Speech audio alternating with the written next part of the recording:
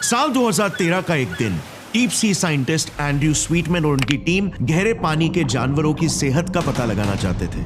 उन्हें आभास था कि डीप सी के जानवरों को इस पर्टिकुलर इलाके में स्पेसिफिकली काफी खतरा हो सकता है। The Clarion Clipperton zone CCZ में, जो पैसिफिक ओशन में हवाई और मेक्सिको के बीच में पड़ता है।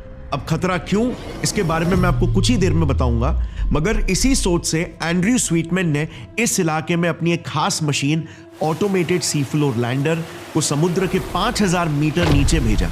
जैसे ही लैंडर नीचे पहुंचा, उसका मुंह खुला और वो गहरे पानी को अंदर खींचने लगा एक स्पेशल चेंबर में। इसे बेंथिक चेंबर कहते हैं। ये बेसिकली एक टैंक है जो गहरे पानी को अपने अंदर कैप्चर करके, उसे आइसोलेट करके, उसे अपने अंदर लगे सेंसर्स के द्वारा स्टडी करता है।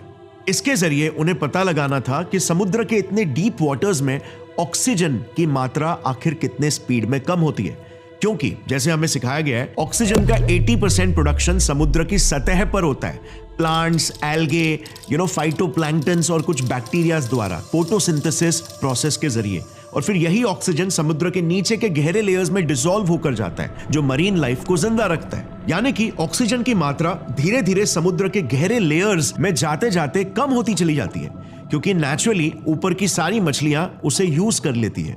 मगर अपने इसी खोज में एंड्रयू स्वीटमैन ने जो देखा वो बिल्कुल ही अजीब था। ऑक्सीजन की मात्रा कम होने के जगह पे उल्टा और तेजी से गहराई में बढ़ रही थी। सारी मछलियों के ऑक्सीजन को यूज करने के बावजूद ऑक्सीजन कम नहीं हो रहा था, बल्कि और बढ़ रहा था। अब कुछ एरियाज में तो इवन सतह के पानी से भी ज्यादा ऑक्सीजन उन्हें गहरे समुद्र में मिला।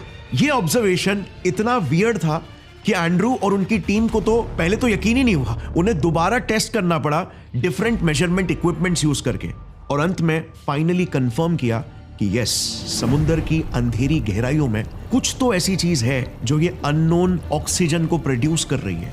इसे नाम दिया गया द डार्क ऑक्सीजन।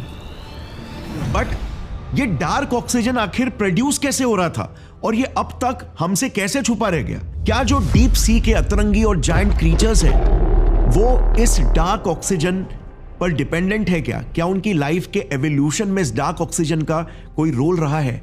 ये सारे सवाल एंड्रयू को सताने लगे, और फिर एंड्रयू की नजर एक बहुत ही इंटरेस्टिंग ऑब्जर्वेशन की तरफ गई। आपको याद है, शुरुआत में मैंने कहा था एंड्रयू को एक चिंता सता रही थी कि डीप सी के जानवर खतरे में हो सकते हैं। आखिर कारण क्या था? क्योंकि ये जो क्लैरियन क्लिपर्टन जोन है ना, ये एक बहुत ही फेमस इलाका है स्पेसिफिकली डीप सी माइनिंग के लिए। ये लिटरली अरबपतियों के पैसे छापने की मशीन